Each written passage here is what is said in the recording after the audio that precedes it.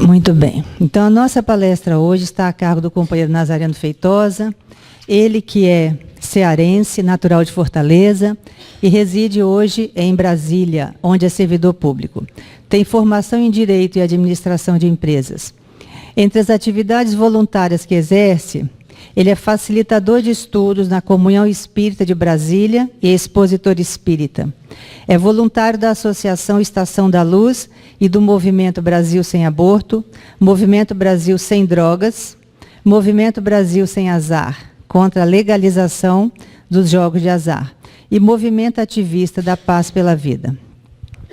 É também cofundador do Grupo de Estudos Espíritas Chico Xavier, no Instituto Nacional de Identificação. Nazareno já foi diretor de divulgação das Federações Espíritas do Ceará e do Distrito Federal. O expositor é autor de mais de 100 títulos de palestras e seminários em DVDs, CDs, pendrives e MP3, cuja renda é integralmente destinada às instituições espíritas onde é convidado para ministrar as palestras. Hoje, a renda será destinada para a nossa casa. Ao final, ele estará à disposição para autografar os CDs, os DVDs, os pendrives. Então, sem mais delongas, Nazareno Feitosa vai falar para nós drogas, espiritismo e esperança. É isso? Ah, você já tem.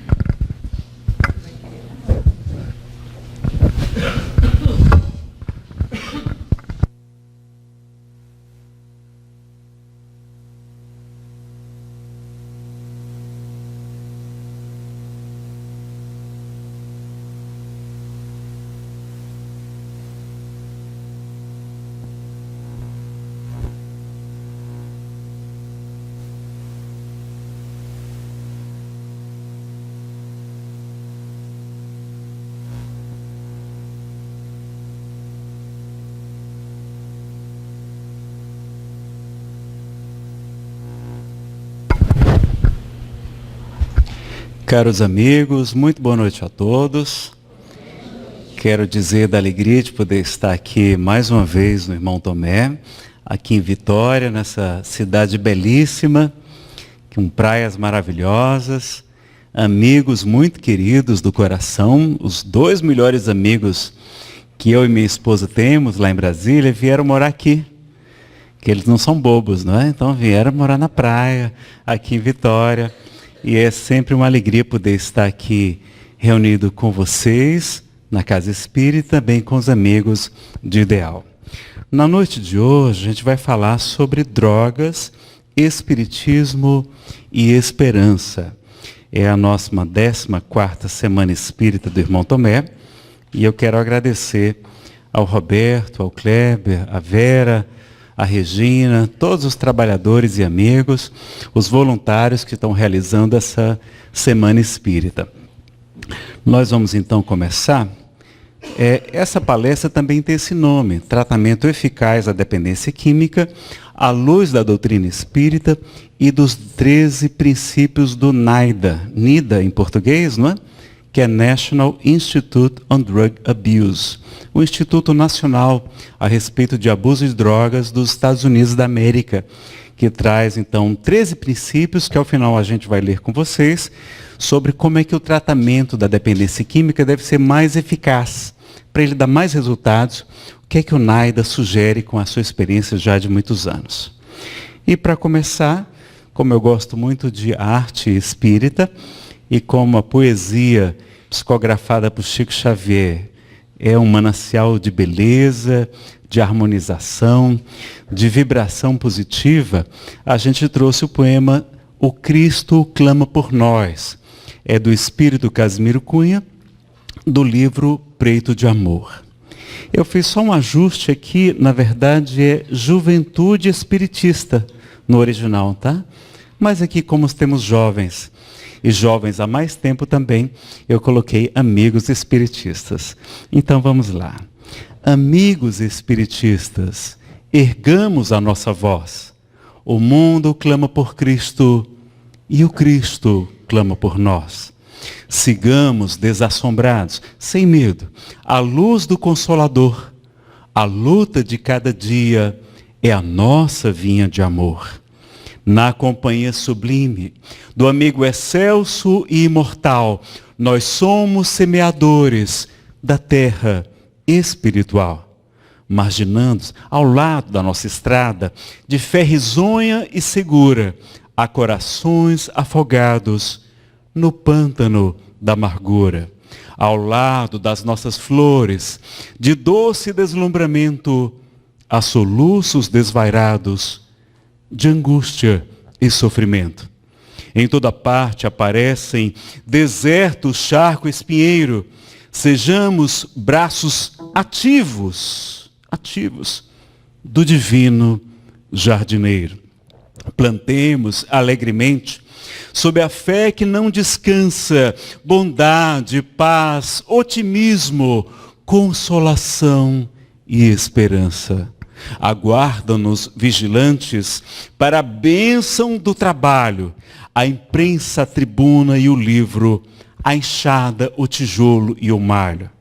Não desdenhemos servir, não vamos desprezar o serviço em todas as condições. Espiritismo aplicado é sol para os corações. Estendamos sobre a terra a alegria que nos invade, multiplicando os domínios da santa fraternidade. Amor que salva e levanta, é ordem que nos governa.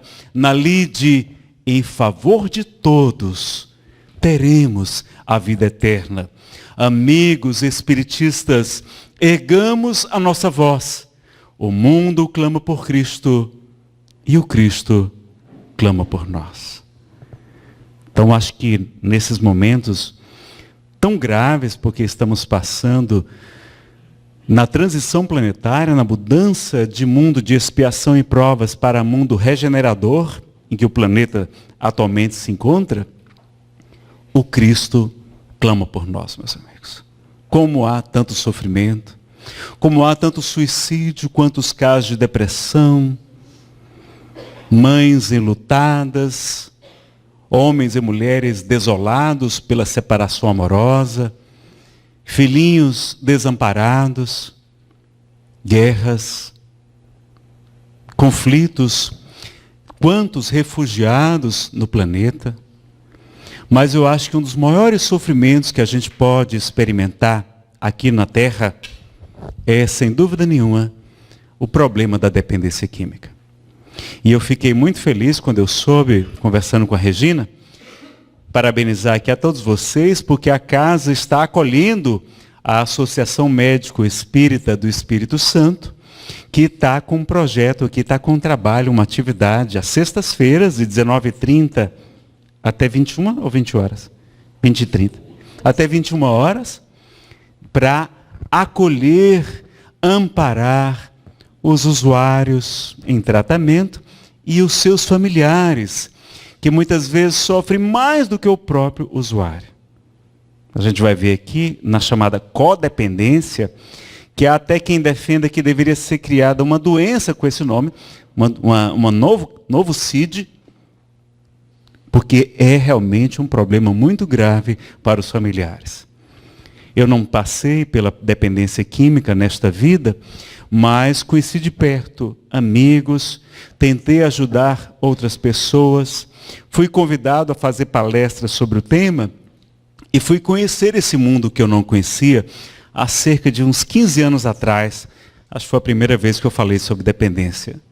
Eu fui visitar na casa que eu frequento e trabalho, a Comunhão Espírita de Brasília, há 3 grupos, 3 dias da semana, nas segundas, nas quartas e nos sábados, segundas e quartas à noite e sábado de manhã, grupos de atendimento aos usuários em tratamento e também aos familiares, com abordagem espírita, com coordenadores muito amorosos, pessoas que conhecem o assunto em profundidade, psicólogos, voluntários também que participam, médicos, amparando a todos esses irmãos que passam por esse grave problema. E defendo que todas as casas espíritas, se possível, deveriam também ter um tipo de atividade assim, para ajudar as famílias, para nos instruir. A gente não sabe nada a respeito de dependência química. A gente não sabe como tratar o familiar quando ele é vítima da dependência. E como é importante a gente levar o consolo da doutrina espírita, a espiritualidade para trazer outros elementos para o tratamento, para trazer mais esperança também às famílias e aos usuários, outros recursos. Então vamos buscar, vamos investir nessa área e quero parabenizar, Roberto, pela programação da Semana Espírita, por ter encaixado um título, um tema. Eu sei que não é um tema que atrai muita gente, as pessoas normalmente não gostam de assistir palestras sobre esse assunto, mas vocês vão verificar aqui como temos elementos para usar na nossa vida, porque muitos de nós temos algum tipo de dependência. Nem que seja uma carência afetiva, nem que seja um transtorno alimentar, nem que seja uma dependência do açúcar, do chocolate, do cafezinho. Que delícia que é o café. Eu sou viciado em café, eu confesso a vocês, né? Chocolate também, quando eu compro, eu peço para minha esposa esconder. Eu disse, Fernanda, esconda. Porque se eu encontrar lá em casa, eu quero comer. E aí, para andar na linha, a gente tem que fazer esses esforços, não é? Não, só no fim de semana, não vamos ficar comendo sempre, não. Então, todos nós temos alguma dificuldade nessa área e a gente vai ter aqui elementos para ajudar-nos a nós também e não só a estes irmãos. Bom, o que eu poderia indicar para vocês? Tem muito material, aliás, não tem muito não. Na verdade, tem poucas palestras espíritas sobre o tema. Há poucos expositores que se dedicam também a essa temática. Eu vou indicar para os senhores, quem tiver interesse, anota ou bate uma foto com o celular desse slide, o Dr. Wesley Assis. O Dr. Wesley Assis é um psiquiatra. Ele há mais de 20 anos trabalha no CAPS-AD, CAPS Álcool e Drogas. E tem muita experiência. É ali de próximo a Goiânia, eu acho que não é propriamente Goiânia que ele trabalha, e tem palestras dele no YouTube. Nós conseguimos a autorização dele, filmei algumas palestras dele também. Vocês podem procurar no meu canal, Nazareno Feitosa, tem palestras sobre dependência química, e várias palestras e seminários dele. Há mais ainda, há outros seminários sobre dependência química gravados por ele, em DVDs e em CDs de MP3. Esse material é vendido pela Comunhão Espírita de Brasília, porque a Comunhão realiza todos os anos um seminário só sobre dependência química. E o Dr. Wesley é tão extraordinário, e ele não fala sobre drogas, ele não fala sobre entorpecentes, sobre o efeito da... Não, ele fala sobre família, fala sobre tratamento, fala sobre recaída, fala sobre comorbidades, fala sobre tudo que a gente precisa saber, porque a rigor a gente não precisa saber tantos detalhes sobre as drogas, não. E aí ele vai enriquecer muito, como prevenir as recaídas, etc. As palestras dele são muito melhores do que as minhas, tá? Vocês conferem depois lá, Dr. Wesley Assis, na internet. E a Comunhão tem à venda esse material. Acho que ele fez já uns 8 seminários lá. A Comunhão já fez mais, mas depois que ele foi, primeira vez, o primeiro ano que ele foi, ela só chama ele. Só chama porque quer ficar o dia inteiro com ele, fazendo perguntas e respostas, etc. Tão especialista, espírita, e com uma abordagem muito prática, muito voltada realmente para a família, para nos municiar de recursos para superar esses problemas. Também fala sobre ansiedade, fala sobre depressão. Não é? Na internet também vocês vão encontrar esse psicólogo, Vitor Antenori Rossi. Ele tem uma palestra, diálogo sobre dependência química, também interessante. Não é? Ele é espírita. Também encontrei 15 mitos sobre dependência química, da Fran Hag. Eu não a conheço, eu não sei realmente qual é a sua vertente, qual é a sua proposta, mas ela é uma usuária de álcool em tratamento, não é uma dependente de álcool em tratamento, e ela tem essa abordagem bem interessante, 15 mitos sobre dependência química. O Dr. Décio Andoli Júnior, ele mora atualmente em Campo Grande, e ele tem um programa de TV chamado Ciência e Espiritualidade, na TV Mundo Maior. Lá tem várias entrevistas, e eu assisti a uma entrevista que ele fez a Maria Luísa do Centro de Tratamento Bezerra de Menezes, lá em São Bernardo do Campo. Essa entrevista ficou muito legal também. E além vai buscar também um site do NAIDA, onde a gente trouxe aqueles 13 elementos, né, para um tratamento eficaz da dependência química. Também vocês vão encontrar o Dr. Sérgio Lopes. Dr. Sérgio Lopes é gaúcho, lá de Pelotas, um palestrante maravilhoso, ele é psiquiatra também, e tem alguns vídeos dele no YouTube também sobre dependência química. Por que as pessoas usam drogas? Bem interessante também, vale a pena conferir. Mas a gente não tem muito material. A gente não tem tanto material, nem tantos palestrantes falando sobre o assunto. Vamos em frente. Bom, para o tratamento da dependência, hoje já está comprovado que quando a gente alia, quando a gente soma o tratamento convencional com o tratamento espiritual, há uma grande vantagem nisso. Há um grande incremento. Ajuda muito que a pessoa busque fortalecer-se na sua espiritualidade. Então, seja na Igreja Católica, protestante, nos centros espíritas, apoiando o tratamento do usuário, isso é um reforço muito significativo e pesquisas demonstram estatisticamente essa eficácia. Se pudermos sempre incluir a família e também a sociedade, mais eficaz ainda. Porque sempre vai ter um componente ligado à família. Até porque a família vai estar sofrendo muito com o problema. E também a própria sociedade tem que estar favorável à recuperação da pessoa, à reinserção social, a trabalhos, não é, para essas pessoas, etc. É muito importante que haja todo um amparo também, não só da família, mas também da sociedade e dos governos. E os melhores resultados que se encontram são nessas irmandades anônimas que seguem os 12 passos criados pelos famosos Bill e Bob, dos Alcoólicos Anônimos, mas há outras linhas, não só os Alcoólicos Anônimos, que é o mais conhecido, é talvez o mais importante, mas temos também os Narcóticos Anônimos, para a questão das drogas mesmo, dos entorpecentes, do amor exigente e muitas outras propostas para nos ajudarem nessa questão. Então vale a pena conhecer, esses 12 passos são muito eficazes, e curioso que a proposta do AA e do NA, etc., são propostas que têm também espiritualidade. E lá eles têm a crença em uma força superior. Então tem a crença em Deus e é muito importante para a pessoa se fortalecer. E ali a gente compartilha. Porque quando a gente está entre iguais, fica muito mais fácil o diálogo. A gente se abre, a gente é melhor compreendido.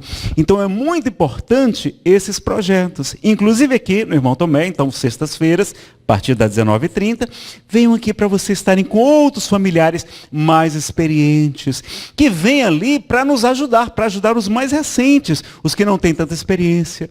Os próprios ex-usuários vão estar nos esclarecendo como é que eles fizeram para resolver seus problemas. Quais foram os principais perigos, problemas, etc. Então, nada como a experiência.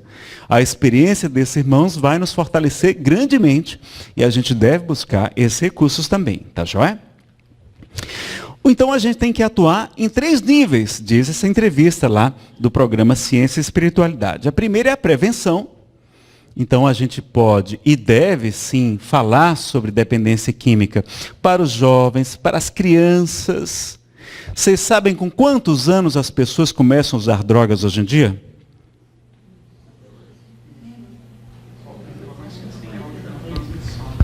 Sem áudio? Tira o cabozinho. Tirou? Não voltou, não? Então deixa aberto assim. Não é? Vocês sabem com quantos anos as pessoas estão começando a usar drogas? 10 anos de idade. 11 anos de idade, 12 anos de idade. E a indústria alcoólica, o que é que ela fez? Porque o álcool é a droga, tá, pessoal? Álcool é droga, aliás, é a pior de todas as drogas.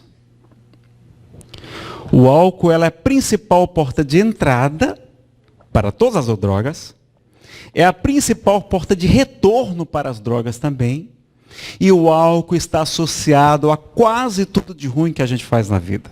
Eu sou policial, trabalho na Polícia Federal. Sou papiloscopista, é o perito de impressões digitais que vai nos locais de crime, etc. É o perito de identificação.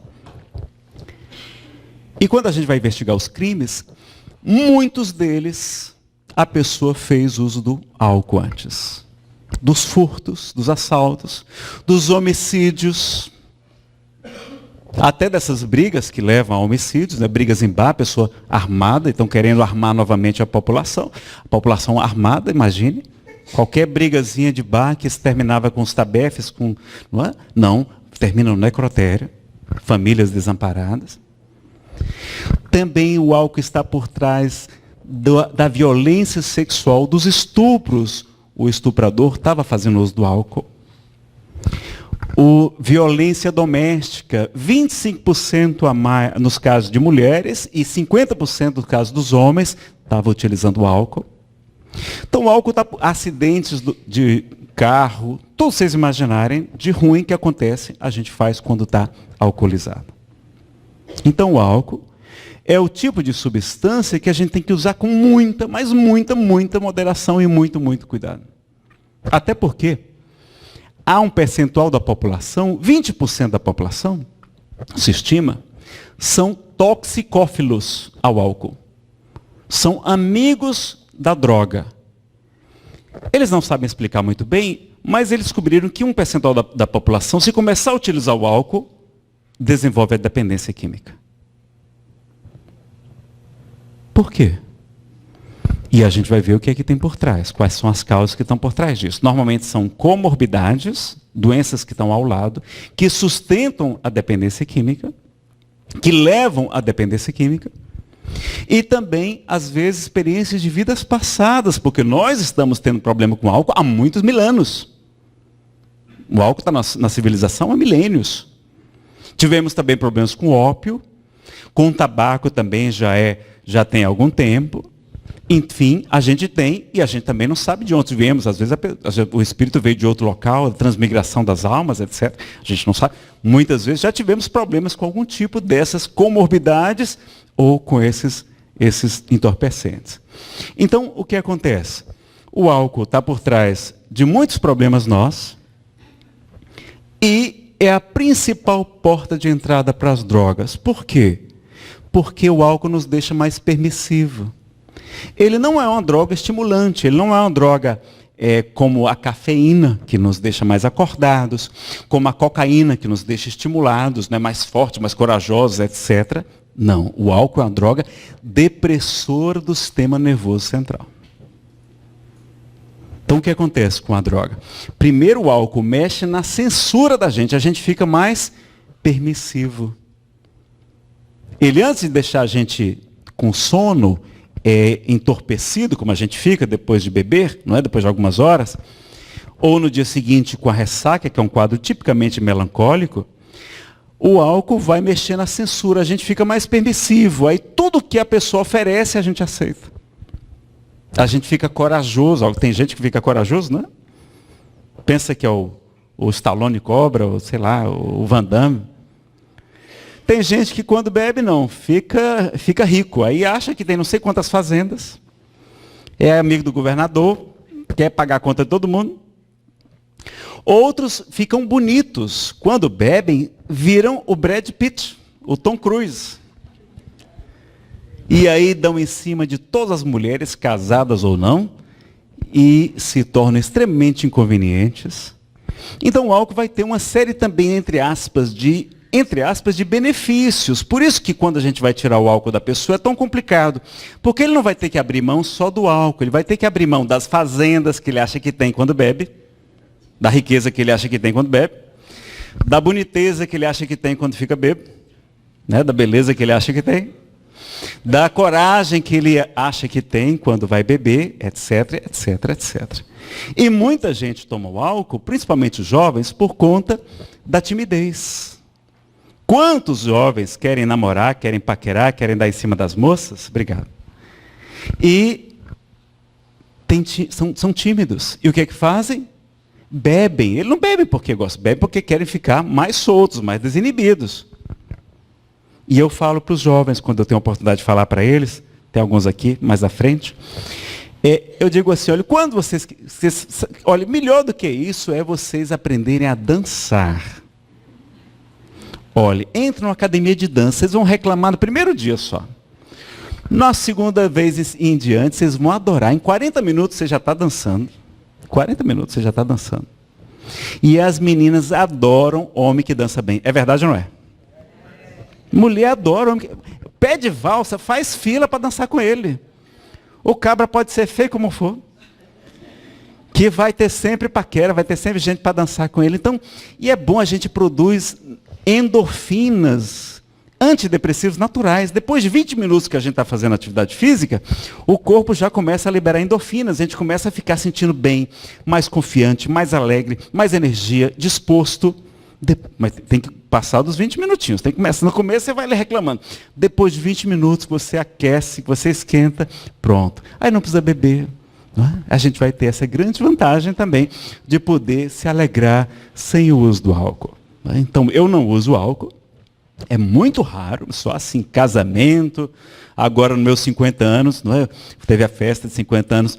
Aí eu tomei um pouquinho de espumante para brindar com a família. Mas eu não bebo. O resto do ano, nada. Porque a gente quer espírita, quer médium, sobretudo. Como é que a gente vai querer estar sintonizando sempre com os bons espíritos, oferecendo um aparelho psíquico saudável, se a gente está utilizando o álcool? Então, o espiritismo não promove a abstenção. Não diz que você tem que largar o álcool para se tornar espírita. Não, não precisa. Mas nos esclarece de todos esses problemas que a gente conhece também. Então, é importante que a gente tenha essa lucidez. Não é que tem que largar completamente. Não é fosse assim, o pessoal da Itália não podia tomar uma taça de vinho, lá eles têm um hábito, né, na Grécia também, enfim, uma taça de vinho, etc. Porque o objetivo não é se embriagar, é degustar o vinho. Agora, como é que a gente faz? A gente bebe para ficar com o estado alterado de consciência e ter coragem para fazer as bobagens que a gente pode se arrepender, às vezes por várias reencarnações. Aí o álcool, então, como você está alcoolizado, a pessoa, Nazareno, experimenta aqui o êxtase. O êxtase é uma droga que tem o nome de droga do amor. Olha que propaganda enganosa. Aí os jovens vão, vou experimentar aqui a droga do amor. Aí vão experimentar o êxtase, porque estavam alcoolizados. Estão lá, alcoolizados, a pessoa oferece um baseado de maconha. E a pessoa vai experimentar porque está alcoolizado. Então o álcool é a principal porta de entrada. O cigarro também é, porque já facilita o hábito do fumo, de inalar fumaça, levando para a maconha. E a maconha também é a porta de entrada para as outras drogas maiores, mais pesadas, como a gente chama. Então, e o pior não é isso, é que o álcool é a principal porta de retorno também para as drogas. A pessoa ficou completamente limpa, foi fazer uma desintoxicação, passou um ano internado, desintoxicou-se do álcool, de outras drogas, do cocaína, etc. Quando vai para uma festa, olha o erro, já vai reencontrar com os amigos, mesmos lugares, mesmos hábitos de antes. Vai para uma festa em que os amigos estão usando cocaína. Aí ele chega lá na festa e os amigos, rapaz, cheira aqui um pouquinho de cocaína. Rapaz, eu larguei isso, eu estou limpo. Eu larguei, me desintoxiquei, não uso mais não. Tu é muito careta. Pois toma pelo menos uma cervejinha. Se é só uma cervejinha, não vai fazer mal não, né? Aí ele pega a cervejinha. Isso aqui é álcool, tá, pessoal? É água que tá. Pega a cervejinha, toma uma cervejinha. O álcool deixa ele mais permissivo. E aí o que é que ele faz? Só uma carreirinha de cocaína não vai fazer mal não, né? Aí volta com toda a intensidade para a cocaína. Por causa de uma cervejinha. Então vejam como é perigoso.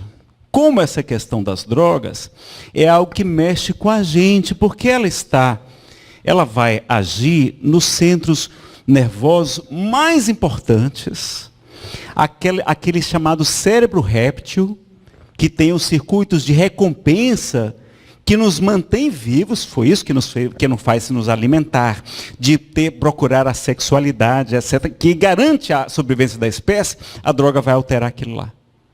E ela vai provocar uma quantidade muito grande de prazer. Então ela vai levar a dopamina, vai aumentar a serotonina, vai aumentar outras também. O álcool ele vai mexer nos receptores GABA. E o que acontece? Esses conectores cerebrais ficam modificados. Depois que se utiliza uma vez, ele tem uma memória cerebral. Ele lembra daquela chave que a droga possui.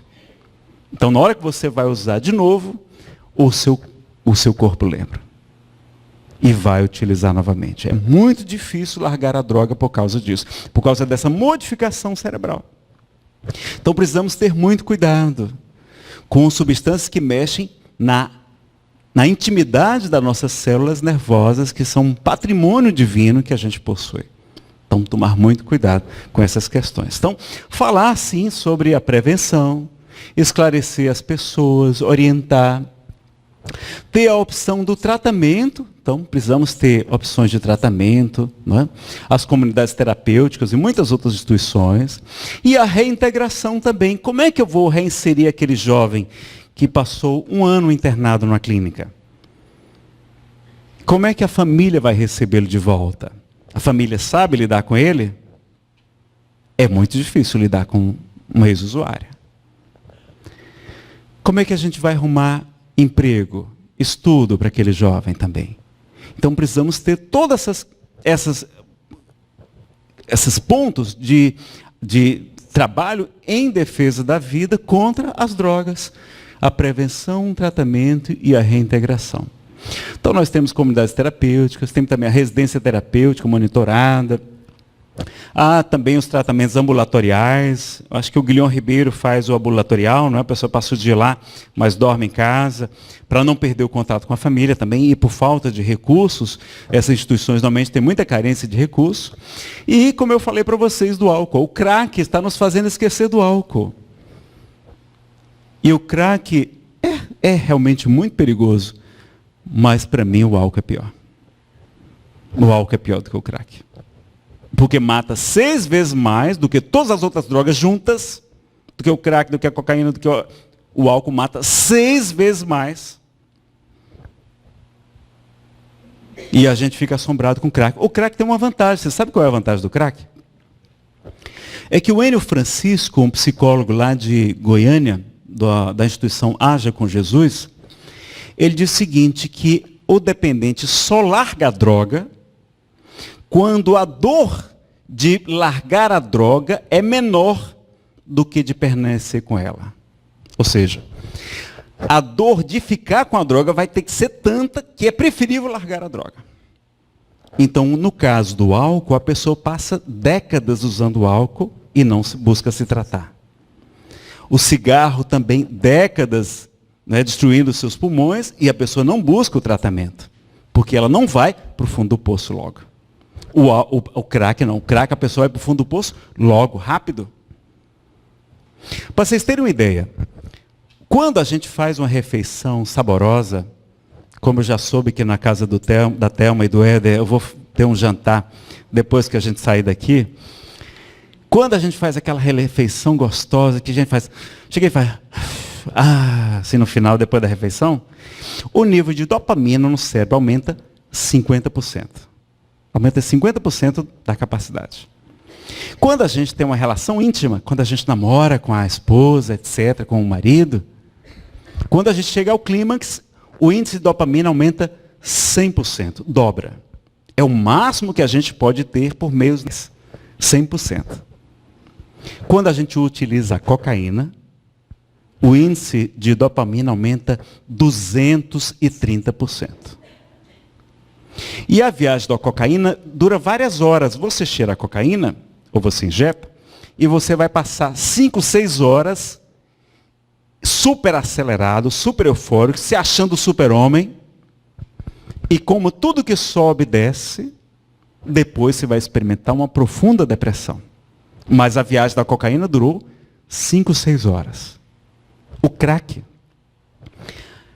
Vocês sabem quantos por cento aumenta a dopamina no cérebro quando você utiliza o crack? Que é aquela pedra, né, que quando a gente fuma num cachimbo, faz aquele barulho, crack, crack, crack, crack, por isso tem esse nome. 830%. 800% aumenta a dopamina. O nosso cérebro não foi projetado para isso. E o que acontece? A viagem do crack só dura 15 minutos.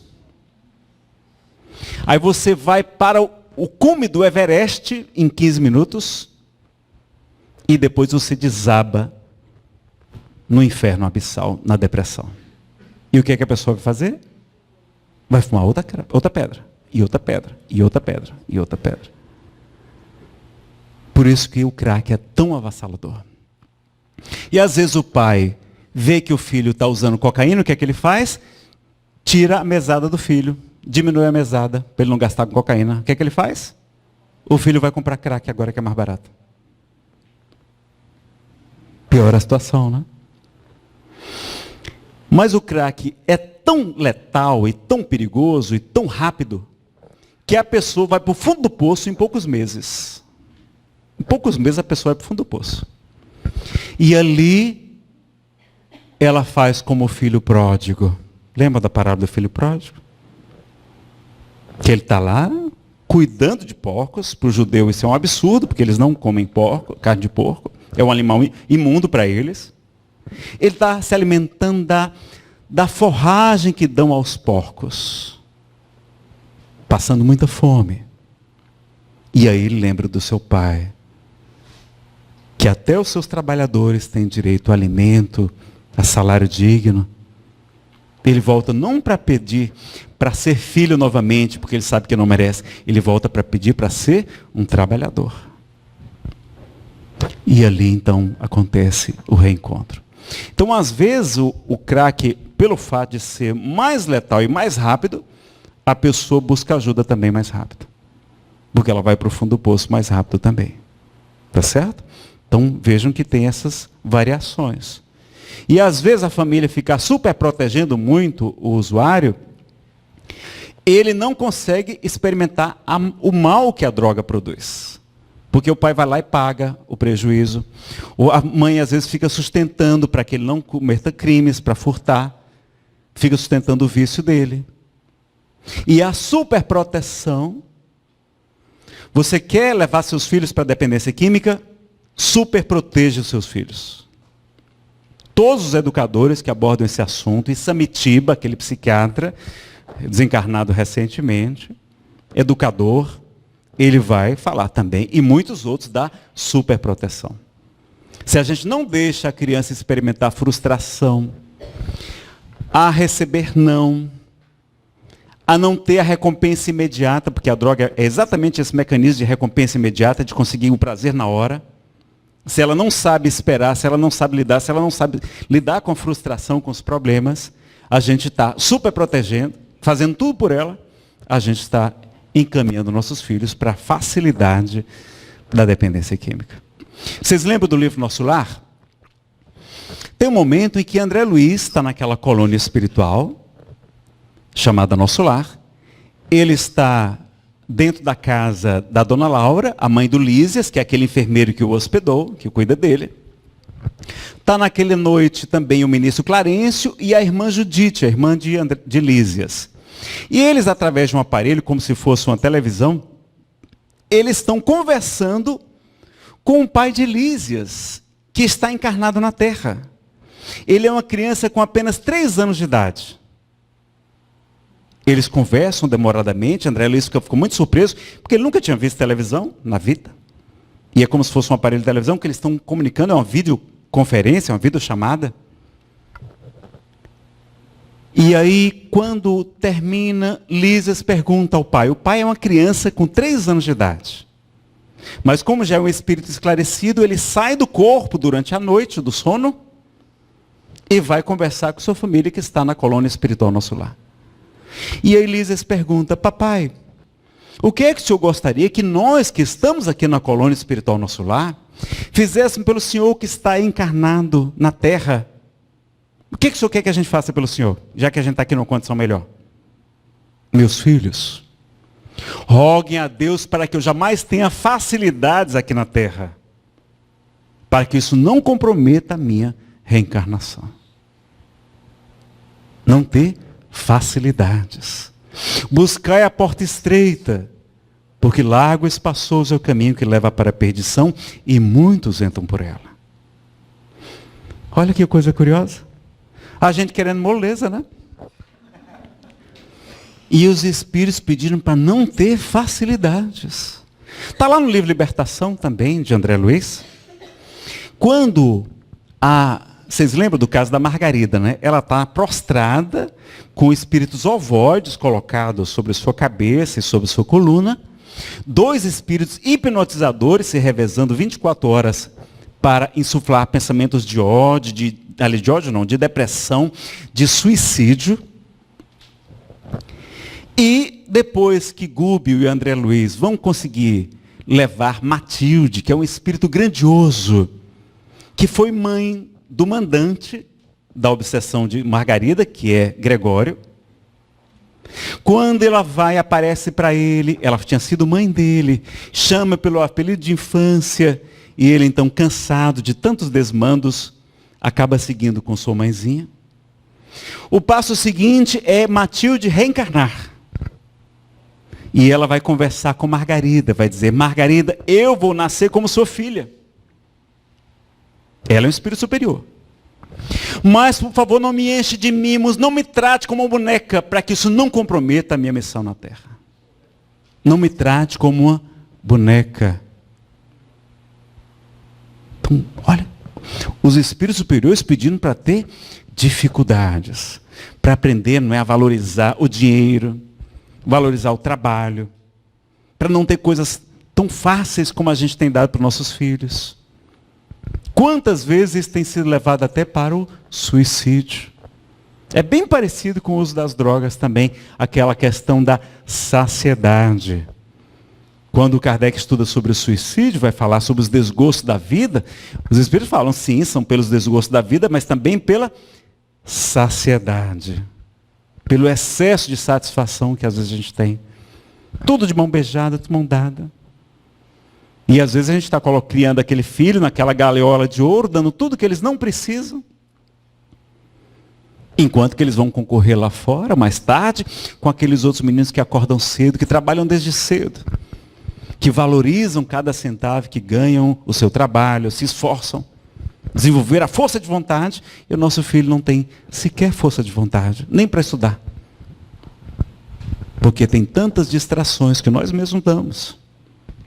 Então vejam que a educação, Kardec vai dizer, que é a principal solução para nós. Porque se analisarmos bem, até pela palavra, todos nós somos viciados. Já pensaram nisso? Que todos nós somos viciados? Questão 913 de O Livro dos Espíritos. Kardec pergunta qual é o vício mais radical. Ou seja, vício principal, vício enraizado. Radical é de raiz. Qual é o vício principal? O egoísmo. O egoísmo. O orgulho também é muito perigoso. É o pai de muitos vícios, diz o Evangelho segundo o Espiritismo.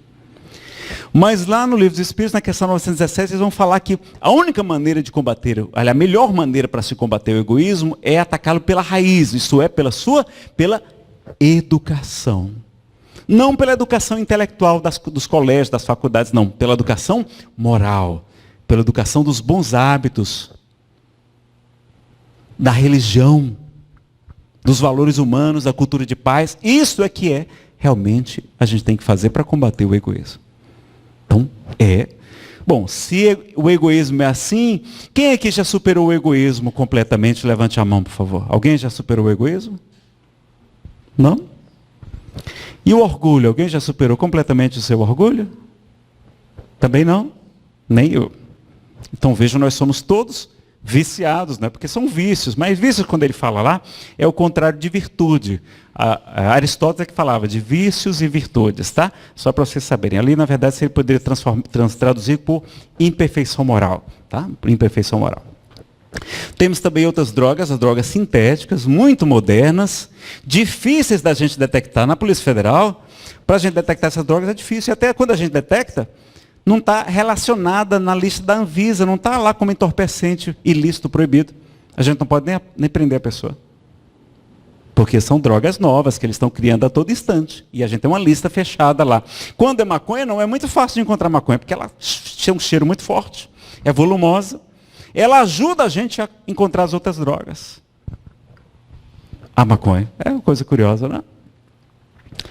Bom, o que a gente vai poder falar das causas profundas? A gente vai ter as comorbidades, causas psicológicas, psiquiátricas. Pessoal, como é que é essa história aqui? Já chego na comorbidade, tá? Causas profundas começam na imperfeição do espírito, ou seja, todos nós trazemos ainda muito orgulho, muito egoísmo, imaturidade, carências afetivas, né? Problemas mal resolvidos, coisas que trazemos muitas vezes de vidas passadas. Então trazemos essas tendências que precisamos trabalhar. Por isso é que tem os toxicófilos, por isso que tem um percentual da humanidade que não pode nem começar a experimentar droga, porque vai ficar dependente. Como são os toxicófilos, né? Que já tiveram, inclusive, problemas em outras vidas com substância. Causas orgânicas, carência de neurotransmissores, então a pessoa pode ter um problema de depressão.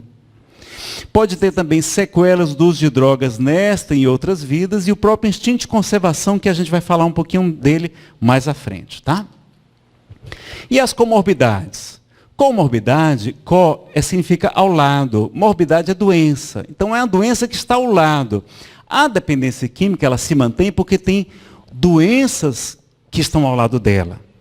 Por exemplo, normalmente a pessoa começa a utilizar álcool porque ela tem um problema de depressão. Porque ela tem uma fobia social, tem muito medo de ficar em público. Uma pessoa extremamente tímida, o que é que ela faz? Vai beber, para tentar se alegrar. E em vez de ajudar a combater a depressão, o álcool aumenta a depressão, porque depois de algumas horas ele provoca depressão. Então o álcool não alegra, tá? Problema sério. Muita gente vai para o álcool por conta de depressão. E quantos milhões de depressivos nós temos no planeta hoje? Somos cerca de 500 milhões de depressivos no planeta. Muita gente, não é? Muita gente.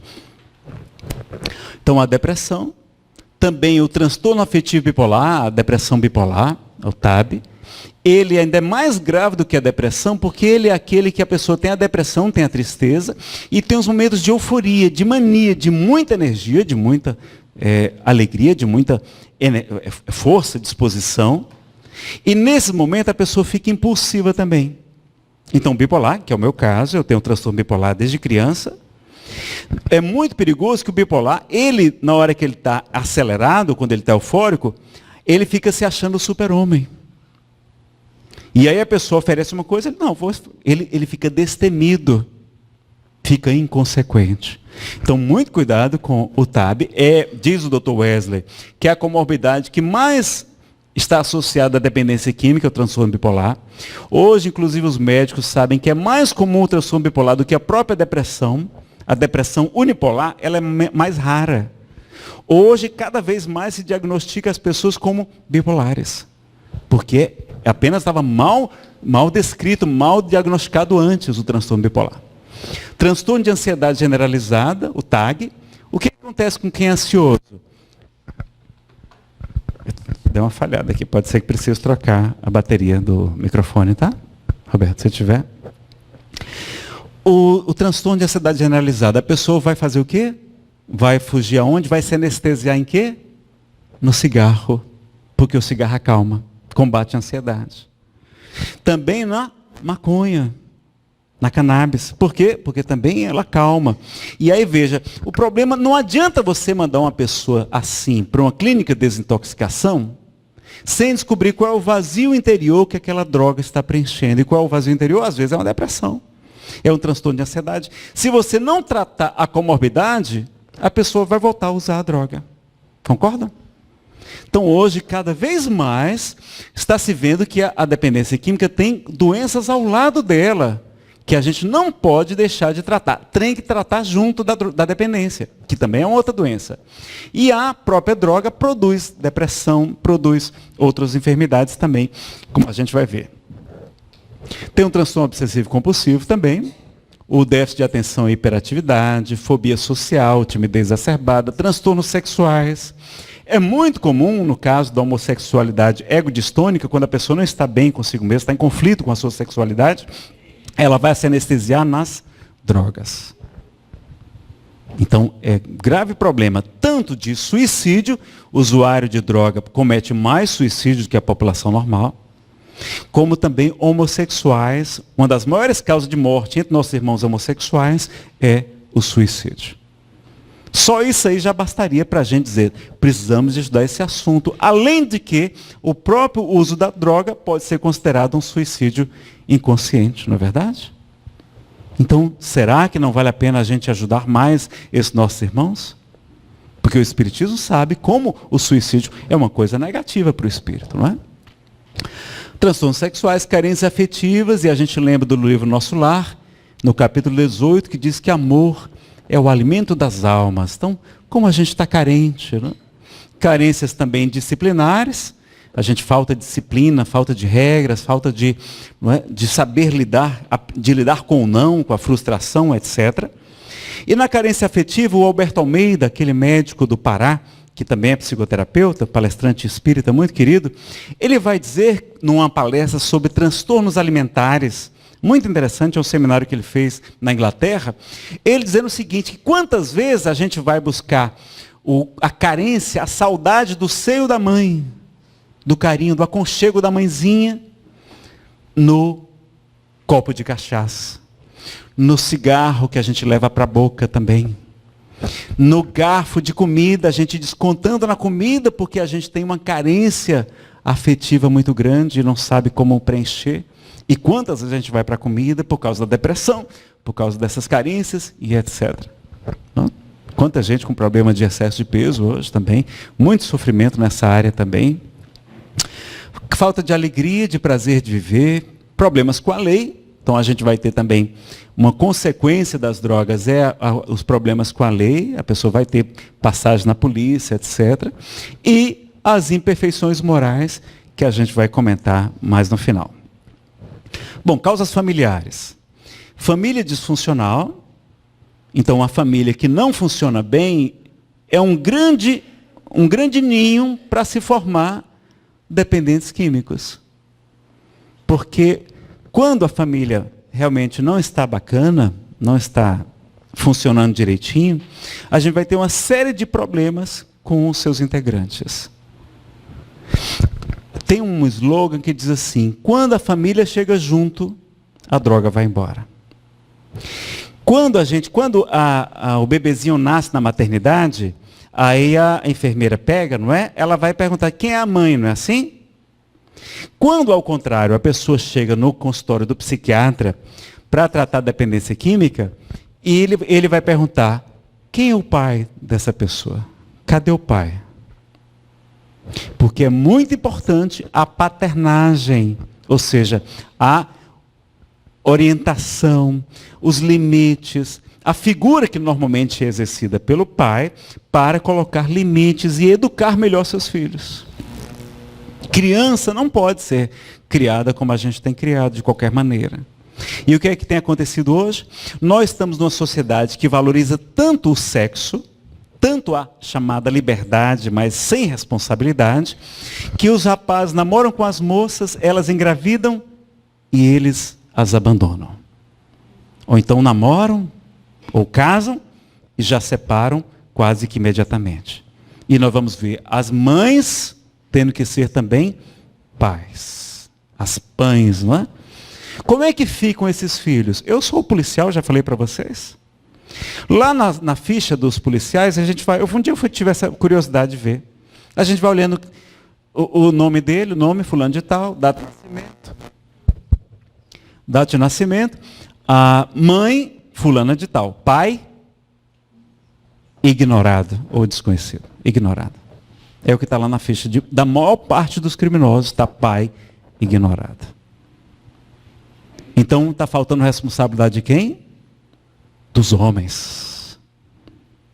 E essa nossa sociedade, do jeito que está construída, com esse hedonismo, com esse consumismo, etc., a gente está provocando um grave sofrimento para os nossos filhos, para a própria sociedade que se forma a partir das crianças. Falta de exemplo, né? Falta de educação. Hoje a palestra não é sobre educação, eu tenho uma palestra só sobre educação dos filhos antidrogas, educação dos filhos de acordo com a doutrina espírita. Vocês podem conferir depois, tem um DVD e tem um CD dela também, um pendrive. A falta de exemplo. Então, como é que é o exemplo dos pais? Se o pai fuma, ele está dizendo para o seu filho, olha, meu filho, fumar é uma coisa boa. Mesmo que ele diga que não. se ele até manda o filho comprar cigarro na esquina, se ele manda o filho comprar bebida alcoólica. E no Brasil a gente tem muita dificuldade de fiscalização, então é quase impossível a gente... Está só um pouquinho mais grave, se puder deixar ele um pouquinho mais alto e mais agudo. A gente tem que dar o exemplo. O exemplo é a melhor forma de educação. Se ao contrário o pai participa da casa espírita, faz um trabalho social, vai lá visitar os necessitados, leva o filhinho junto, e o filhinho está vendo, olha que papai está vendo, olha aqui o sofrimento que existe no mundo, eu preciso ajudar mais. Levar os jovens para conversar com os usuários que estão em tratamento. Trazer aqui para o irmão Tomé na sexta-feira. Conversar com eles. Como é que é? Eles querem saber, eles são muito curiosos, eles vão adorar entrevistar aqueles usuários. Os usuários vão gostar de falar também. Compartilhar a sua experiência. Como fala forte. É como Francisco de Assis dizia, as palavras podem até convencer, mas é o exemplo que arrasta as multidões. Então, a força do exemplo, muito importante na família. A falta de limites, que nós já comentamos aqui rapidamente, não é? Causas ambientais e sociais, então nós estamos num mundo de provas e expiações, então nós estamos sujeitos a provas, a purificações. Será que a gente não já faliu nessa prova da dependência e veio novamente, porque as provas costumam se repetir? Quando a gente não consegue superar uma prova, elas não costumam repetir, diz o Livro dos Espíritos. E será que aquela pessoa que veio na nossa família veio por acaso? Ou a gente tem um compromisso com ela? Ou a gente talvez tenha desencaminhado ela em outra vida, em outra encarnação, e agora estamos tendo a oportunidade de ajudar? Ou de ser experimentados por essa prova. Porque eu digo para os pais e usuários que quem está passando pelo desafio evolutivo da dependência química, da prova da dependência química, vai crescer muito espiritualmente. Vai crescer muito. Tanto a família cresce muito, como o dependente também. Mas tem o bem sofrer e o mal sofrer, não é? E muitas vezes o que me faz mais sofrer na família é o nosso orgulho. Tem uma mensagem de Albino Teixeira, que eu vou até colocar aqui para vocês, que chama O que mais sofremos, do livro Passos da Vida. Olha o que ele vai dizer. O que mais sofremos no mundo não é a dificuldade, é o desânimo em superá-la. A dificuldade a gente tem sempre. Não é a aprovação, é o desespero diante do sofrimento. Isso na dependência é muito comum. Não é a doença, é o pavor de recebê-la. Não é o parente infeliz. Não é o filho toxicômano, o marido alcoólatra, a mulher. Não, é a mágoa de tê-lo na equipe familiar. Então, é a mágoa de ter um parente assim na nossa família. Porque às vezes a gente não suporta as vizinhas, a família dizer que a gente é casada com alcoólatra. O que é que tem por trás disso? É o nosso orgulho ferido. Então vejam que não é só o problema. Além do problema, você tem que se trabalhar. Tem muitas questões que a gente precisa trabalhar para poder avançar e superar melhor o problema da dependência química. Não é o fracasso, é a teimosia de não reconhecer os próprios erros. Não é a ingratidão, é a incapacidade de amar sem egoísmo. A gente ama, mas a gente quer algo em troca. Quer que a pessoa reconheça, que fique agradecido. É porque a gente não sabe amar sem egoísmo. Não é a própria pequenez, é a revolta contra a superioridade dos outros, né? É a inveja dos outros. Não é injúria, é o orgulho ferido. Não é falarem mal da gente, não. É a gente estar com orgulho ferido. Vejam só aqui, é muito comum também na dependência química, a gente faz tudo para ajudar a pessoa e ela não corresponde, não consegue corresponder, porque a pessoa não quer sofrer, ninguém quer sofrer, meus amigos. O problema da dependência química é que a pessoa foi enganada. Ele achou que aquilo era uma coisa boa, que ele dava conta, que ele era capaz de lidar com aquela droga e estava errado. É a maior mentira, droga é a maior mentira. Os adolescentes, eles têm um problema, a gente passa na adolescência e tem esse problema, chamado onipotência juvenil. A gente acha que sabe de tudo. Claro, muito mais do que os nossos pais. Nossos pais são atrasados, careta, não sabem de nada. Eu sei das coisas e sabe tudo errado. E o pior, a gente não tem consciência das consequências, da responsabilidade dos nossos atos. A gente só vai ter responsabilidade mesmo, o cérebro só vai estar maduro, por volta dos 23 anos de idade. Em média, né? 21, 23, 25. Demora para a gente se tornar mais responsável. E aí a gente o quê? Não consegue lidar com a droga, se equivoca. Mas a família já fica chateada porque a gente não conseguiu, porque a gente recaiu. E a recaída faz parte do tratamento. É muito comum recair. É quase impossível a pessoa não recair. Então a gente tem que ter essa consciência. Vamos ajudar, vamos. Pode recair? Pode. Vamos ajudar de novo. Não vamos desistir. Mas vamos saber como ajudar. Porque se a gente não sabe ajudar, se a gente não tem os meios ou não tem condições de ajudar, a gente, em vez de ser um cuidador, a gente vira dor que cuida. Né? A gente vira uma dor que está cuidando dos outros.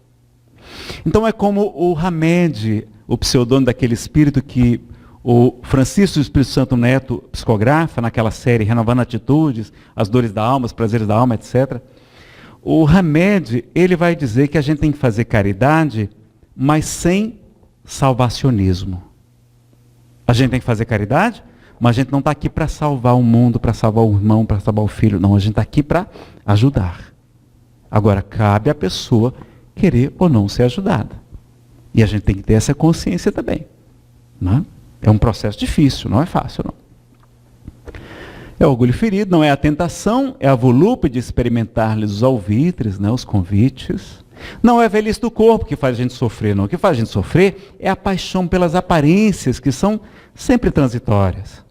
Como é fácil de perceber, na solução de qualquer problema, o pior problema é a carga de aflição que nós criamos, que nós desenvolvemos e que nós sustentamos contra nós mesmos.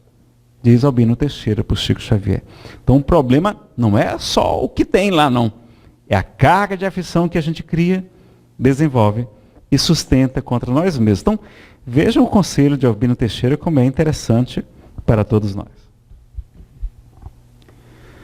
Vamos lá. Bom, desocupação, isso aqui também é importante, porque mente vazia, oficina do mal, não é assim o ditado popular? É. E a gente tem esse problema hoje, desemprego no Brasil, muito desemprego.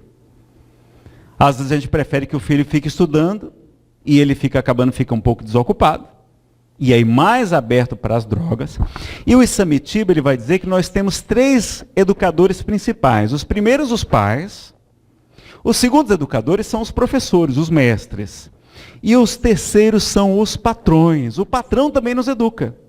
Por exemplo, se o nosso filho trabalha, o que acontece? Ele não pode ir para a balada. Por quê? Porque na segunda-feira cedo, 6 horas da manhã, ele tem que estar de pé para poder pegar a condução para chegar no trabalho, porque o patrão vai descontar do salário dele. Se ele faltar, vai demiti-lo. E ele valoriza o salário, ele valoriza aquilo que ganha. É bem valorizado. Agora, se a gente não tem o educador patrão, vai ficando mais difícil. Ou então a gente vai e bota o filho para trabalhar na empresa da gente. Papai fez isso. Montou a empresa, botou eu e minha irmã para trabalhar lá. Foi um desastre. Quebramos a empresa. Acordava tarde, saía cedo, não fazia quase nada. A gente não funciona se não tiver cobrança. Infelizmente é assim. Então precisamos também do educador patrão. Então o patrão também nos ajuda, nos educa, não é? Influências do meio, da mídia, dos astros. Isso aqui é uma coisa terrível. Nós temos aí na mídia, meus amigos, propaganda de álcool. Como é que são as propagandas de álcool? Já viram? De cerveja? Como é que é? Gente linda, só tem gente linda, não é bonita, não, é linda. Homens e mulheres belíssimos. E para arrasar comigo, que eu sou do Ceará, morando em Brasília, louco para ir para a praia, tudo na praia, né? Propaganda tudo na praia. Jogando bola, vôlei, não é? Aquela coisa animada, alegria. Isso é que está associado com o consumo de bebida. O que é que a gente deve fazer? Vamos mostrar que metade dos leitos dos hospitais psiquiátricos são ocupados por alcoólicos. Metade dos hospitais psiquiátricos estão ocupados por gente que usou droga durante muito tempo, álcool. Isso não é mostrado. Só mostra a ilusão, o engano. A gente tem que conseguir proibir essas propagandas. Já tem alguns limites de horários, né? Mas às vezes a gente vê que isso não funciona muito, não. O cigarro, como a gente conseguiu reduzir o cigarro? Proibindo a propaganda. Proibindo utilizar em locais públicos, etc. Não foi assim?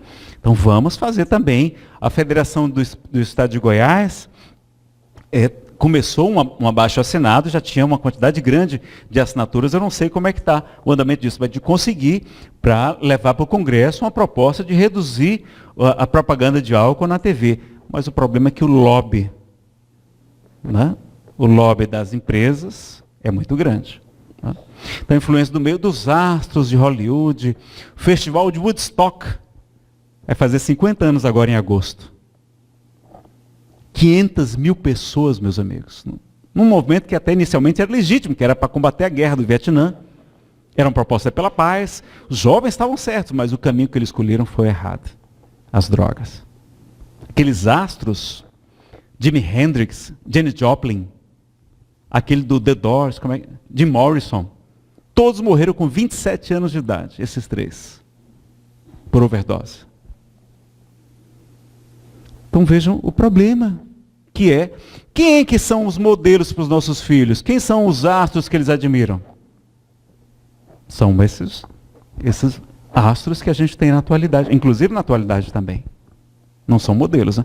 Quantos são pegos dirigindo alcoolizados, presos?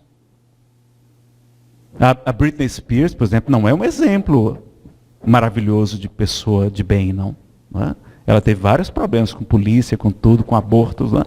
Então a gente vê quais são os modelos dos nossos jovens de hoje. E há até bandas que têm o nome de drogas. Planet Hemp. Hemp é maconha. Skunk, que é um tipo de maconha, a super maconha. E vários outros, isso é apologia às drogas. A gente tinha que ser mais severo. Não é ter censura, mas uma coisa é ser censura, outra coisa é fazer apologia às drogas.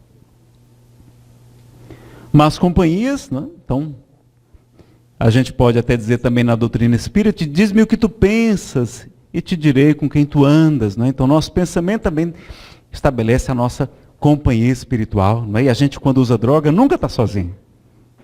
Álcool, essas drogas, a gente nunca está sozinho. E ali amplifica à vontade o problema. Tem a narrativa muito detalhada no livro Sexo e Destino, de André Luiz por Chico Xavier, né? E uma série de outras obras também, de Manuel Filomeno de Miranda, por Divaldo Franco, etc. Então já falamos aqui dos iniciadores e retornadores, o álcool, o fumo e a maconha, são os três principais, de iniciar para outras drogas. Mas lembrando que o álcool também é droga, é a pior delas. Causas espirituais, a obsessão, subjugação. Então a subjugação é uma obsessão mais grave, pode ter a subjugação física, quando mexe no próprio organismo da pessoa, e a própria subjugação moral, quando a pessoa perde a força de vontade. Então vejam que a gente tem, no próprio livro dos médiuns, Kardec dizer que nos casos de subjugação, seria muito importante ter uma utilização de magnetizador, porque a pessoa tem carência de fluido vital. Então o tratamento com os passes na casa espírita, para a gente ajudar quem está com problema de dependência, não é? Muito importante. E vejo que Kardec, a princípio, não queria utilizar a palavra possessão. Não queria. No livro dos médiuns, ele vai dizer, não, vamos chamar só de obsessão simples, fascinação e subjugação. Só que quando chega no livro A Gênese, ele já mais experiente, ele vai dizer que há casos de subjugação tão graves que poderiam ser, sim, chamados de possessão por espíritos. E a gente está vendo casos assim. Há casos hoje de depressão tão graves, meus amigos, que a pessoa comete o suicídio e depois vem os filhos lá na comunhão, para a aula de EJA, eu dou aula de estudo sistematizado da doutrina espírita na comunhão, e às vezes chegam uns alunos lá, Nazareno, meu pai cometeu o suicídio. Mas como é que ele estava? Olha, Nazareno não tinha condição, fez de tudo, tomava todos os remédios que o médico passava e não conseguia se libertar. é casos que eu entendo que hoje nós temos casos muito graves de possessão mesmo. É como o caso da Margarida. Lembra que eu falei da Margarida, do livro Libertação? Pessoal, se a Margarida, com ovoides, com espíritos hipnotizadores e etc., cometesse o suicídio, ela não sabia o que estava fazendo. É um caso muito grave de possessão. Então hoje nós estamos vendo isso. E lá no livro A Gênese, vocês lembram que Kardec fala que no final dos tempos vai ter um aumento da mediunidade. Ele vai dizer, vai pegar aquela profecia de Joel, que também está em Atos dos Apóstolos, que diz assim: no final dos tempos, eu derramarei do meu espírito sobre toda a carne. Vossos filhos, vossas filhas profetizarão. Profetizar é da comunicação mediúnica. Vossos velhos terão sonhos, vossos jovens visões. Até vossos servos profetizarão. Então, no final dos tempos, que não é final do mundo, é final do tempo de expiação e provas, para tempo de regeneração, haveria então um aumento da sensibilidade mediúnica. E essa hipótese que Kardec traz, eu acho que está correta. Porque eu nunca vi tanta depressão como hoje, pessoal. Tinha depressão no passado? Tinha, mas nunca como hoje. Síndrome do pânico, a gente não sabia nem o que era há 20 anos, 30 anos atrás. Anorexia nervosa, já tinham ouvido falar disso há 50 anos atrás? A pessoa emagrecer até morrer de fome. Casos de esquizofrenia e, sobretudo, a dependência química, como hoje eu nunca vi. Nunca houve tanto problema de dependência como hoje. Dos vários tipos de droga, não é? Então, essa questão a gente precisa estar atento e recorrer à doutrina espírita, ao tratamento espírita, para a gente tratar essas causas espirituais. Mas tem que tratar lá e tem que tratar cá. Tem que tratar os dois. O encarnado e também as suas companhias espirituais. Tá joia? Fixação mental. Então tem que tomar cuidado com isso aqui. A família não deixa o dependente esquecer a droga. Já perceberam isso? Porque a família tem o que o Wesley Assis chama de ilusão de controle. A gente acha que consegue controlar o dependente. Não consegue. E aí, depois que ele se recupera, se ele sai, demora mais um pouco para chegar, chega um pouquinho mais tarde, a gente já estava usando droga, não é? Se sumir R$10, estão ali em cima, já pegou para usar droga, não é? A gente já associa e a gente não para de falar sobre droga. Se a gente não para de falar também, a pessoa não consegue tirar a droga da cabeça. Concorda? É que nem quando Buda foi ensinar seus discípulos a meditar. Tem essa história. Ele estava ensinando seus discípulos a meditar e um deles disse assim: mestre, eu não consigo silenciar minha mente. Por mais que eu tente silenciar meus pensamentos, não é? Eu não consigo, eu fico pensando nisso, naquilo outro. O que eu faço, mestre? Buda sorriu e disse: não tem problema, você pode pensar em qualquer coisa. Só não pense no macaco. No macaco? É aquele animal, chimpanzé. Pense em qualquer coisa, só não pense no macaco, tá certo? Ele achou um pouco estranho. Retornou até a sua cela de meditação. 2 horas depois ele volta e diz: mestre, eu não consigo tirar o macaco da cabeça. Então a gente não deve ficar combatendo os maus pensamentos, nem fazendo fixação na droga. É como Jesus fala: não resistais ao mal. Se alguém te oferecer uma face, oferece a outra. Então a gente tem que substituir os pensamentos. Substituir os pensamentos desse tipo por pensamentos nobres. Então quando a gente vai fazer regime, não, você não pode comer isso. Os médicos não falam mais isso, né? Ele fala, em regra não fala, nutricionista, olha, tem que cortar o açúcar, não, porque senão você fica sonhando com açúcar, chocolate, brigadeiro, você fica tendo pesadelo com brigadeiro, não é? Ele não fala, reduza isso, reduza aquilo, pronto, melhor. Porque senão a gente fica com aquela fixação. Então cuidado para a gente não ficar falando só sobre droga, que a gente não deixa o usuário esquecer da droga, tá? Falta de sentido para a vida e a falta de espiritualidade. Então quantas vezes isso aqui é levado também. Por que tem tanta dependência química hoje? Por que tem tanto suicídio também hoje? Porque as pessoas não acreditam mais em Deus. Antigamente nós tínhamos depressão, mas não tínhamos tanto ateísmo, tanto materialismo como hoje. As pessoas acreditavam em Deus. Então a gente tem que fazer o quê? Divulgar o Evangelho, divulgar a doutrina espírita. Eu não conheço prevenção melhor para tudo do que divulgar o Espiritismo. Então, parabenizar vocês pela Semana Espírita. Estão fazendo esse esforço de divulgação da doutrina, porque Emmanuel vai dizer, no livro Estude Viva, capítulo 40, que o Espiritismo nos solicita uma espécie permanente de caridade. A caridade da sua própria divulgação. Você está revoltado com a corrupção no Brasil? Como é que a gente faz para combater a corrupção também? Será que se aqueles políticos, aquelas pessoas, aqueles empresários, etc., acreditassem que existe uma vida após a vida, que tem consequência dos seus atos, seriam que faziam da mesma maneira? Eu acho que não fariam. Será que a gente não evitaria tantos suicídios divulgando o Espiritismo? Evitaria tanta dependência química? Evitaria tanto sofrimento de mãezinhas com o filho arrebatado pelas garras da morte? E elas desesperadas caindo numa depressão, destruindo as suas próprias vidas e da sua família. Tanta gente sofrendo de todo tipo de enfermidades e problemas, e a gente poderia levar a prevenção da doutrina espírita, que resgata o Evangelho em sua pureza e sua beleza. Eu fui ateu durante 12 anos, meus amigos. Olha o perigo que é isso, não é? A importância de quê? Da evangelização infantil. Está provado, tem uma pesquisa científica com milhares de pessoas, era assim, olha, por que vocês usaram drogas e por que vocês não usaram drogas? E aí se descobriu que uma coisa que ajudou muito as pessoas a não usarem drogas, naquele grupo que não usou, foi ter tido uma educação religiosa na infância. Seja a catequese católica, protestante, a evangelização espírita.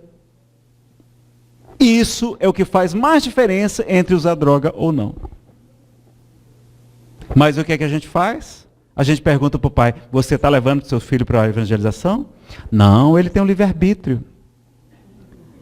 Quando ele crescer, ele escolhe qual a religião que ele quer seguir. Ah, é? E você obriga ele para ir para a escola? Não, para a escola ele tem que ir. Para a escola, claro, para a escola, colégio ele tem que ir. Mas olha, se a gente obriga para a escola, que lá a gente vai aprender muita coisa que a gente nunca vai usar na vida, né? A gente vai aprender muita coisa que não usou na vida. E a gente obriga o nosso filho. Quanto mais para a escola do Espírito Imortal, que ele vai levar conhecimentos para toda a eternidade, você não vai levar o seu filho. Respeitar o livre-arbítrio, pessoal, não é ser conivente com o erro, com o mal, não. Os bons espíritos nos inspiram para o bem? Inspiram, ele respeita o livre-arbítrio, mas ele respira para o bem. Os maus não inspiram para o mal? Inspiram para o mal. Inspiram. Ele respeita, eles não vão obrigar a gente a fazer algo que a gente não quer fazer. Mas respeitar o livre-arbítrio não é ser conivente com o mal. Não é fazer o que as pessoas todas querem fazer. Se fosse assim, a gente não podia prender os bandidos, tinha que soltar todos os bandidos da prisão, concordam? Que a gente está cerceando o livre-arbítrio deles, eles estão presos, não podem sair, eles não querem ficar lá. Então o filho tem o dever de obedecer o pai. E o pai tem que dizer o seguinte, meu filho, eu combinei com você de ser seu pai nessa encarnação. E eu prometi a você dar a melhor educação religiosa que estivesse a meu alcance. E essa educação religiosa que eu conheço é a doutrina espírita. Então, você vai frequentar a evangelização. Quando tiver maiorzinho, o jovem, você não pode ser assim, o jovem você tem que negociar. Ah, meu filho, você não quer que eu leve você lá para casa do seu amiguinho, da sua festinha? Então eu quero que você vá também para a evangelização. E o pai dá o exemplo. Não é só largar lá no centro espírita, não. O pai vai também para a palestra, para o estudo de paz, a escola de paz, que tem normalmente no mesmo horário da evangelização. Qual é o dia aqui da evangelização, Roberta? Domingo, qual horário? 19 horas, olha que maravilha, domingo à noite, então ótimo, olha, traz o filho e assiste a palestra enquanto os filhos estão aqui. E vocês sabem qual é a grande proteção também da evangelização? É que eles vão ter uma turma de amigos. Quando forem, sobretudo com os jovens, quando ele vai para a balada, o que acontece? Ele tem que provar, ele tem um grande problema de não aceitação, de autoafirmação. Então ele, para ser aceito, ele precisa beber, precisa mostrar que ele é corajoso, que ele é macho, que é aquilo, que ele dirige o carro em alta velocidade, ele vai fazer o que os outros amiguinhos fazem. Mas se ele tem aquele grupo que o protege, que não precisa beber, não precisa fumar, não precisa usar drogas para ser aceito, pelo contrário, vai fazer trabalho social, vai estudar doutrina espírita, vai frequentar teatro, arte espírita, etc., música e tantas outras coisas boas que a gente pode ter na evangelização, aquilo é a grande proteção para o nosso filho. Então vamos trazer os nossos filhos, nossos jovens. Em que está debaixo do meu telhado, então tem que seguir a regra do pai e da mãe. Quando você sai de casa, pronto. Os filhos hoje não saem mais de casa, não é? Eu saí com 35, foi uma vergonha muito grande. Antigamente, com 20 anos, a gente saía de casa, que se casava, todo pobre mesmo, todo mundo pobrezinho, não tinha problema, se casava, estava trabalhando, né? E começava a vida. Hoje os jovens ficam 30, 35, 40 anos dentro de casa. Vai para a evangelização. Vai para o Oeste, nem que seja para o Oeste, né? Vamos lá, então pronto. Então, bom, pessoal, e lembrar também, no uso de entorpecentes, que uma coisa é experiência. Os nossos jovens, eles vão experimentar as drogas. Nem que seja o álcool, que é a pior delas. Então, a mãe também, o pai, não se assustar tanto, porque uma coisa é experimentar, outra coisa é o uso eventual. Uso aqui, outro ali. Se ela não tem comorbidade, se ela não tem aquelas carências, aqueles conflitos, problemas sexuais, etc., ele muitas vezes vai superar o uso da droga, tá? Agora, se ele tem depressão, se ele tem transtorno bipolar, se ele tem transtorno de hiperatividade, etc., cuidado com esses usos eventuais. Porque aí ele pode depois ir para o uso mesmo, até chegar ao abuso e a dependência, não é? Por causa da tolerância, tá já?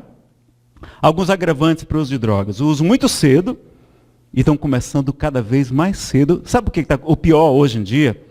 É que eles lançaram as indústrias alcoólicas, essas bebidas docinhas, essas bebidas ice. Ice não sei o quê, eu não entendo direito não. Mas são bebidas doces para as meninas. As meninas estão se embriagando, às vezes, mais do que os rapazes. Porque a criança, o jovenzinho, ele não gosta de coisa amarga. Muitas bebidas são amargas, não é?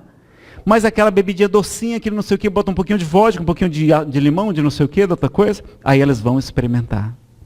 E aí se viciam. E a mulher é mais frágil para o álcool do que a bebida, do que o homem para a bebida, tá? Então, muito cuidado também.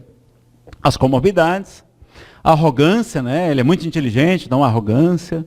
A pessoa quer mudar o mundo, mas não consegue nem mudar a si mesmo. A mediunidade indisciplinada, então se for médio, então, tem que ficar atento, tá? Pode provocar flebites, hepatites, AIDS, a desencarnação precoce, pode ser ameaçado de morte pelo traficante. Então, uma série de problemas, não é só a overdose, não. Tá? A overdose, o que mata mais de overdose é o LSD e a heroína. Essas drogas, como cocaína e outras, pela overdose é mais raro. Tá? Vai ter outros perigos, como os conflitos, os problemas, as doenças e a própria ameaça de o traficante assassinar o nosso filho. A codependência, então, problema da família, às vezes sofre mais que o dependente. A gente lembrar da missão dos espíritos, que eu já vou falar, e a aceitação. Um grave problema na dependência química chama-se negação. Nós temos vários mecanismos de defesa do ego. Eu tenho uma palestra só sobre eles, são 29 catalogados por Freud. Né? Tá inclusive na Wikipédia, vocês podem olhar. Mecanismo de defesa do ego. O principal na dependência química é a negação. Então a pessoa diz, não, eu só bebo socialmente. Mas bebe todo dia. Já está acordando de manhãzinha, 5 horas da manhã, para beber na padaria, que é o único lugar aberto que tem para pegar bebida. Já está dependente. Não é? Então, o problema maior é a negação. Enquanto ele não aceita que tem um problema, ele não vai buscar ajuda. E a própria família precisa também ter a aceitação de aceitar que tem um ente querido que está passando por essa prova, por esse desafio, chamado dependência química. Então, Chico Xavier dizia que 50% da cura das doenças, 50% da cura chama-se aceitação. E os outros 50% vêm com o tempo, devagarinho. Os outros 50% vêm com o tempo, devagarinho. Então, lembrar que a dependência química é uma doença, não é bobagem, não é frescura. É uma doença crônica, progressiva, recidivante, ou seja, ela tem recaídas, incurável, não tem cura, e fatal, ela leva à morte. Se a gente falasse isso mais vezes, será que as pessoas não iam ter um pouquinho mais de receio? Ela é uma doença crônica, progressiva, recidivante, incurável e fatal. Você vai ter uma doença que você nunca mais vai se curar dela. Só com a reencarnação, né? Só com a reencarnação, muitas vezes. Então, os terapeutas preferem dizer que não tem cura. Todo mundo está lá se tratando, não. Eu estou em tratamento, eu estou limpo há 12 anos. A pessoa fala assim, não fala que ficou curado. Tão grave como essas drogas mexem tanto nos neurotransmissores, nos receptores do cérebro, que ela vai dizer, eu não posso mais usar. Se usar um pouquinho, já retorna ao vício. Então, nosso tempo já está se esgotando. Lembrar que eu já falei da codependência, também forma dependentes, abandono, negligência, superproteção familiar. A Helena Pinsky do NAIDA vai dizer que filhos só usam por permissão dos pais. Quando a família se cura, muitas vezes o dependente se cura. Cuidado com o sentimento de culpa da família, de frustração. A própria família fica intoxicada de emoções tóxicas, não é? Da ilusão de controle, etc. O livro Juventude e Drogas, Anjos Caídos, do Isamitiba, é muito interessante. Ele mostra como os pais ficam apaixonados pelos filhos. Alberto Almeida defende isso também. E quando descobrem os filhos usando drogas, veem que são aqueles anjos, né? Eles achavam que eram anjos, que caíram. Familiares devem ficar sabendo, os outros familiares sim, para que numa festa ninguém ofereça álcool para ele, ninguém ofereça nada, porque a pessoa está em tratamento. Então é bom dizer para a família, para os tios, para os parentes, que a pessoa está em tratamento. Interdição, internamento compulsório, contenção médica não é violência, então a pessoa não é violentada, é uma contenção médica com profissionais preparados. Você prefere que ele vá para a clínica ou que mais tarde ele vá para um presídio? Às vezes essa pergunta a gente tem que fazer, não é? Ele vê que a família colocou um ponto final, então, olha, não, a pessoa lhe internou, agora, minha filha, porque você agora precisa mudar. Então, isso também serve como um momento de mudança para o dependente. Mas cuidado, também há uma indústria de internações. Há também uma indústria, há clínicas, inclusive, que tem tráfico de drogas dentro da própria clínica. Então, se informe direitinho sobre uma clínica séria. O maior inimigo, eu diria para vocês, que é o desânimo. Lembra do livro Jesus no Lar? Tem um conto, eu não sei exatamente qual é, que Jesus ensina na casa de Pedro, que uma família de grandes trabalhadores do bem, muito dedicados, estão fazendo um trabalho maravilhoso de divulgação do Evangelho, e os espíritos maus desejam atacá-los. Aí um diz, vamos atacá-lo pela doença. E aí toda a família é acometida pela doença. Mas ela se fortalece mais ainda na fé e prossegue no seu trabalho. Eles, então vamos atacá-los então na calúnia, na injúria, e fazem que toda a cidade fique falando mal daquela família. Mas eles, sabendo como Jesus sofreu, como Jesus foi caluniado, se fortalecem ainda mais no ideal do bem.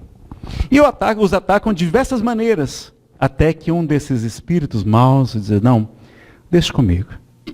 E vai até para o chefe da família e diz para ele, quem você pensa que é para falar do Evangelho? Que moral você tem para estar falando de Jesus? Você não reconhece seus defeitos? Não. Começou a insuflar-lhe o desânimo, a desesperança. E aquele pai de família e seus familiares acabaram na derrocada espiritual. Então vejam, não é? A gente tem que tomar cuidado com a desistência, trabalhar a resignação e, sobretudo, a resignação ativa, como defende Joana de Ângeles. Bom, pessoal, bem rápido agora. Tratamento efetivo. Os prazos são variáveis, normal, o mínimo é 3 meses a 2 anos. Tem internamento e tratamento ambulatorial, acompanhamento, reinserção, manutenção. Tem que reprogramar os hábitos da pessoa, não é só desintoxicar. Desintoxicar, aliás, é pouco importante. O mais importante é fazer novos hábitos, novas disciplinas. Não é? Ter bons hábitos, substituir os maus hábitos, bons hábitos. Os encontros, a partilha, e a gente lembra também do Evangelho no Lar, psicoterapia, psiquiatria, a medicação pode ajudar no tratamento, ajudar muito também. Assistente social, terapia ocupacional, a espiritualização, tratamento espiritual. Primeiro passo, aceitação, já vimos aqui. E, como o Enio Francisco falou, o dependente normalmente só busca ajuda quando a dor de permanecer na droga é maior do que a dor de abandoná-la. Tá? Agora, se a família continua resolvendo todos os problemas dele, ele vai continuar. e vai continuar. Então, às vezes, a gente precisa deixar que o filho colha o que está plantando para que ele possa se recuperar. Lembrar do nosso mestre, esse espírito de grandeza estelar, que vem dizer, eu não vim para os sãos, mas para os enfermos. Né? Os sãos não precisam de médico. Então, Jesus veio justamente para nós, que todos temos essas dificuldades, e lembrar que quanto maior a dificuldade, maior o mérito da ação, diz o Livro dos Espíritos. E Jesus também fala de retribuição, dizendo que receberemos em cêntuplo. Ele fala a Pedro, em Marcos 10, 22 a 30, diz o seguinte, Simão, eu vos digo em verdade, que tudo aquilo que renunciares na terra por amor de mim ou do meu evangelho, recebereis em cêntuplo, 100 vezes, desde agora, com perseguições e no porvir, a vida eterna. Então, tem a recompensa que Jesus nos promete. Não? As casas espíritas devem criar grupos de auxílio aos dependentes e familiares. E lembrar qual é a missão dos espíritos. Tem muitas perguntas sobre esse assunto, mas lá na questão 558 a gente vai lembrar que a missão dos espíritos é se autoaperfeiçoarem, concorrendo para a harmonia do universo, executando a vontade de Deus, não a nossa, de Deus, do qual são ou serão ministros. Gente, é um resumo da pergunta e da resposta de Allan Kardec, tá? Então, nossa missão é a gente se melhorar. A gente não está aqui para salvar ninguém, para ser salvador do planeta, estamos aqui para nos melhorarmos a cada dia e trabalharmos, enfim, pelo nosso progresso e pela nossa felicidade. E qual a melhor maneira de afastar os maus espíritos? Qual a melhor maneira de afastar os maus espíritos? A prece ajuda, mas não é a melhor maneira. Hã? Maravilha, olha aí. 252 do Livro dos Médiuns. Ressalta que fica dito um ensinamento de grande alcance, que as imperfeições morais, que os nossos defeitos, orgulho, egoísmo, ciúme, inveja, etc., dão aso, elas permitem a ação dos espíritos obsessores. E que o mais seguro meio da pessoa se livrar deles é atrair os bons espíritos pela prática do bem. Então vamos praticar o bem. Vamos fazer o bem porque a gente ganha, conquista créditos com o mundo espiritual, para que a gente tenha, por nossa vez, auxílio para os nossos filhos, para os nossos entes queridos. Tá joia? E para quando a gente estiver preocupado, aflito, sofrendo, perguntando como está Deus, dá tempo de ler os 13 princípios? São 4 slides. Pode ser? 13 princípios para tratamento efetivo da dependência química. Olha lá o do Naida. Primeiro, não há um tratamento único que seja apropriado para todos os indivíduos. É fundamental que o ambiente, o serviço e o tipo de tratamento oferecido a um paciente sejam apropriados para os seus problemas e necessidades específicas. 2. Tratamento para problemas com drogas precisa ser disponível de modo imediato. Pessoas que apresentam problemas com drogas estão constantemente em estado de ambivalência, ora quer, ora não quer se tratar, sobre iniciar ou não um tratamento, e por isso é crucial que ele possa ser imediato quando buscado. 3. Um tratamento efetivo é aquele que atende às necessidades do paciente de modo mais amplo, e não somente em relação ao seu uso de substâncias. Para ser efetivo, o tratamento precisa, além de tratar o uso de drogas, abordar os problemas médicos, psicológicos, sociais, profissionais e legais associados a esse uso. O plano de tratamento e serviços traçado para um paciente precisa ser constantemente revisado e, se for o caso, modificado, visando garantir a adequação às mudanças de necessidade do paciente. 5. A permanência por um período adequado no tratamento é crítico para a sua efetividade. A duração apropriada de um tratamento depende dos problemas e necessidades do paciente. De todo modo, o programa de recuperação deveria incluir estratégias de engajar e manter pacientes em tratamento, evitando o seu abandono antes da obtenção de algum resultado. 6. Aconselhamento e outros tipos de terapias comportamentais são componentes importantes do tratamento efetivo para problemas com drogas. Em terapia, pacientes podem discutir questões sobre motivação, como desenvolver um mecanismo para resistir às drogas, como substituir atividades ligadas a drogas por outras mais construtivas e compensadoras que não envolvam o uso de substância e aperfeiçoar suas habilidades de lidar com seus problemas. 7. Medicamentos são elementos importantes no tratamento de vários pacientes, especialmente quando combinados com aconselhamento e outras terapias comportamentais. 8. Indivíduos com abuso ou dependência de drogas, que também apresentem outros distúrbios mentais, olha aí a comorbidade, devem ter esses dois problemas tratados de modo integrado. 9. A desintoxicação, olha lá, colocar numa clínica, é apenas o primeiro estágio do tratamento da dependência e, por si só, contribui muito pouco para uma mudança de comportamento a longo prazo. A gente acha que colocar numa clínica resolve? Não, ali é só o primeiro passo. 10. Tratamento não precisa ser voluntário para ser efetivo. Uma forte motivação pode facilitar o processo, mas, por outro lado, tratamentos realizados por ordem do empregador, da justiça criminal, ou até por pressão familiar podem aumentar em muito a permanência. 11. É necessário monitorar continuamente o possível uso de drogas durante o tratamento. Recaídas no uso de drogas podem ocorrer durante o tratamento. O uso de exames de urina e outros podem ajudar o paciente a resistir à fissura, é o desejo, ao uso de drogas e contribuir para ajustar o plano de tratamento à sua realidade. 12. Programas de tratamento devem oferecer uma avaliação do paciente em termos de AIDS, HIV, hepatite B e C e outras doenças infecciosas, assim como ajudar pacientes a modificarem comportamentos que os colocam em risco de contrair tais quadros infecciosos. E o último, 13, a recuperação de pacientes com dependência de drogas pode ser um processo de longo prazo e frequentemente requer vários episódios de tratamento. Ou seja, normalmente tem uma recaída. E um poema para a gente terminar com a música Canon em D maior, de Pachelbel. O poema Onde está Deus, de Pachelbel. Aliás, o poema de José Soares Cardoso. Precisa só que aumente aqui o volume, né?